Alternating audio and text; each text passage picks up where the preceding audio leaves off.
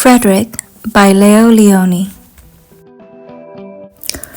All along the meadow where the cows grazed and the horses ran, there was an old stone wall. In that wall, not far from the barn and the granary, a chatty family of field mice had their home. But the farmers had moved away, the barn was abandoned, and the granary stood empty.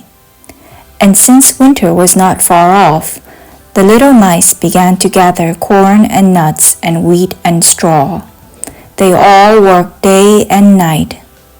All except Frederick.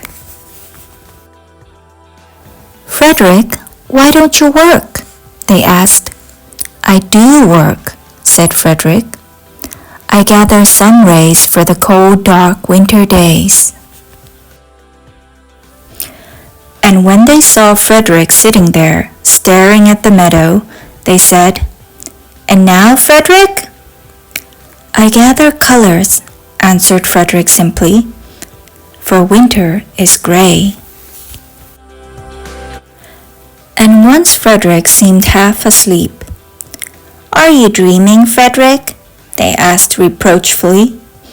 But Frederick said, "Oh no, I am gathering words, for the winter days are long and many, and we'll run out of things to say." The winter days came, and when the first snow fell, the 5 little field mice took to their hideout in the stones.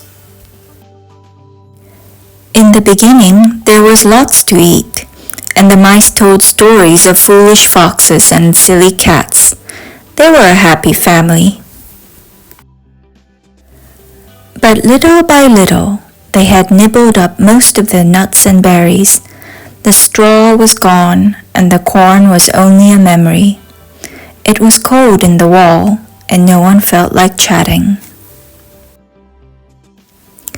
Then they remembered what Frederick had said about sun rays and colors and words.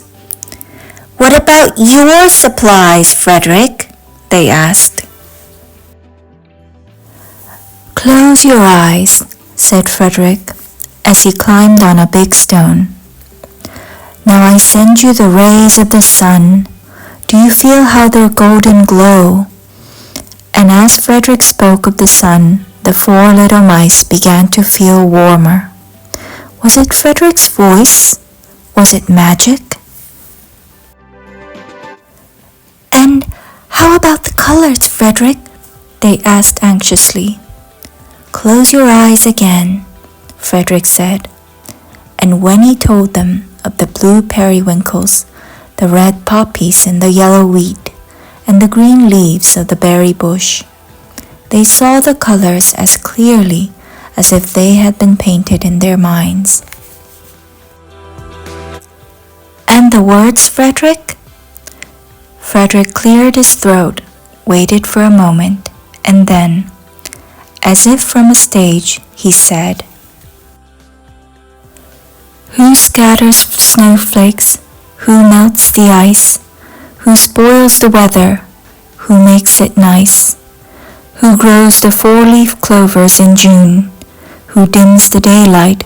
Who lights the moon? 4 little field mice who live in the sky, 4 little field mice like you and I. One is the spring mouse who turns on the showers. Then comes the summer who paints in the flowers. The fall mouse is next with walnuts and wheat. The winter is last with little cold feet. Aren't we lucky the seasons are 4? Think of a year with 1 less or 1 more." When Frederick had finished, they all applauded. "But Frederick," they said, "you are a poet." Frederick blushed, took a bow, and said shyly, "I know it."